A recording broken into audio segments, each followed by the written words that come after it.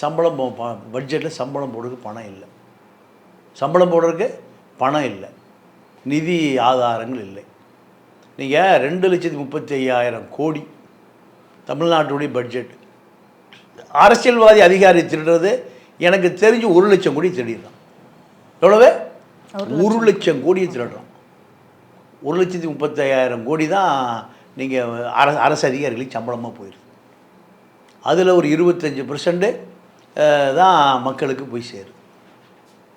50% அரசியல்வாதி அதிகாரி திருடிக்கிறாமா. ஒரு பட்ஜெட் ஒரு 2,000 கோடினா 1,000 கோடி ரூபா 5 வகையான அமைப்புகள் திருடப்படுது. நீங்கள் ஒரு பிடபிள்யூவில் ஒரு வேலை, ஒரு கிலோமீட்டருக்கு ரோடு போடுறதுக்கு 1 கோடி ரூபான்னு வச்சுங்க, 20 கிலோமீட்டருக்கு 20 கோடி ரூபானா, இந்த 20 கோடி ரூபாயில் 5% துறை அமைச்சருக்கு கொடுக்கணும்.